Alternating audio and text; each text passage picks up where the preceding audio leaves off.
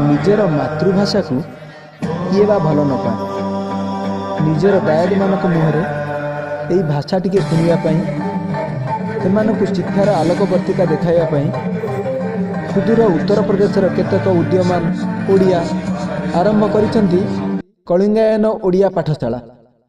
एथिरे उत्तर प्रदेश रहुथिबा बहु ओडिया सेमानकर पिलामानकु पाठ पढ़ाउछन्ति।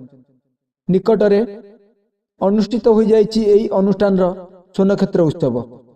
एथिरे मुख्य अतिथि भाव में जोगदे विशिष्ट शिक्षाविद तथा संगठनर आईन परामर्शदाता बिरजा महापात्र ओडिया भाषा संपर्क में अनेक किछि कहिथिले। से ओडिया भाषार शास्त्रीयता संपर्क में आलोचना करने सह ओडिया भाषा किपरि विदेश में तार स्वतंत्रता रक्षा करि परिबो से संपर्क में आलोचना करथिले। सम्मानित अतिथि भाव में एनबीटी संपादक मानस रंजन महापात्र जोगदे भाषा और आंचलिकता उपरे वक्तव्य रखिथिले। एही अवसर में कलिंगायन पाठशालार संयोजक ऋषिकेश राउतଙ୍କୁ तांकर शिक्षा प्रति थिबा अवदान पाई अनुष्ठान तरफरु संबर्धित करा जायतिला। तांकु ताम्र लिखित फलक सह उत्तरीय एवं मानपत्र प्रदान करा जाई अतिथि मानक द्वारा संबर्धित करा जायतिला। अनुष्ठानर प्रधान शिक्षयित्री डॉक्टर सविता त्रिपाठी वार्षिक विवरणी पाठ करथिले। अन्य मानक मध्यरे शिक्षयित्री इंदिरा पट्टनायक, मधुस्मिता धल, चिन्मयी विश्वाल, रश्मिता मिश्र, सस्मिता त्रिपाठी, किरण सिंह, मधुमिता नायक, अनिता पंडा प्रमुख सेमानकर वक्तव्य प्रदान करथिले।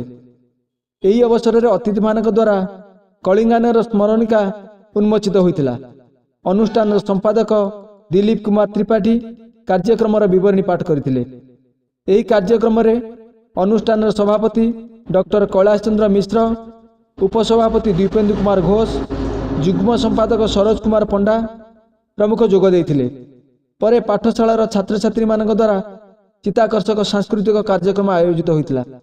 शिव शंभो स्वयंभो भू शंभो शिव शंभो स्वयंभो भो शंभो शिव शंभो स्वयंभो भो शंभो शिव शंभो स्वयंभो गंगाधर शंकर करुणाकर मामव भवसागर तारक गंगाधर शंकर करुणाकर मामव भवसागर तारक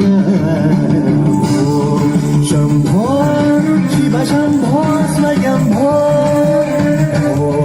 शंभो शिव शंभो स्वयंभो। एथिरे प्रवास रहुथिबा बहु ओडिया सामिल होई सेमानकर भाषा को किसी समय निजर हृदय रे जाबुड़ी धरिथिले।